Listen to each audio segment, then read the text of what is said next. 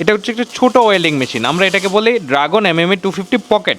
দেখেন ছোট একটা ওয়েল্ডিং মেশিন কিভাবে টানা কাজ করছে। মোকসেদুল ভাই, এটা কত মিলি কত নাম্বার রড দিয়ে কত মিলি শীট গালাচ্ছে একটু যদি বলতেন। এটা আপনার এটা এখন বর্তমানে যে অ্যাঙ্গেলটা আমরা ঝালাই করতেছি এটা হলো আপনার 4 মিলি অ্যাঙ্গেল, দুটো অ্যাঙ্গেল আমরা অ্যাডজাস্টিং ঝালাই দিচ্ছি।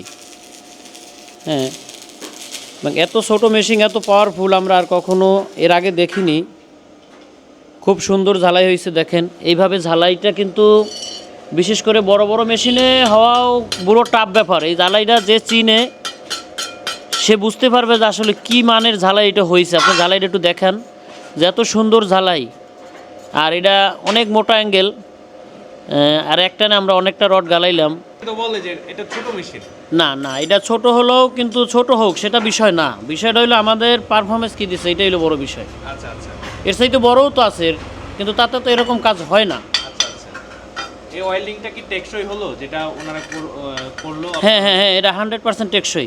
এবং আপনার ভিডিওতে দেখান, এটা যে চিনে উনি বুঝতে পারবে যে আসলে এটা কীরকম মান হয়েছে।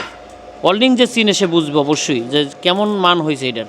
আপনি একটা কয়েল বান্ধা মেশিন লাগবে, এই এ গ্রেডের ঝালাইটা এই মেশিন দ্বারা হয়েছে, কিন্তু এত ভালো ঝালাই আমরা কিন্তু এর সাইডে বড় মেশিনও কখনো পাইনি। এইভাবে একটা মিস ফ্যান নাই কিন্তু এই ঝালাইটার ভিতরে, আমরা কিন্তু বাবরিটা ফালাই দিছি। এখন দেখেন এই জয়েন্টটা কত সুন্দর, এবং এই মালটা হলো 5 মিলি অ্যাঙ্গেল, দুটো 5 মিলি অ্যাঙ্গেল আমরা জয়েন দিছি।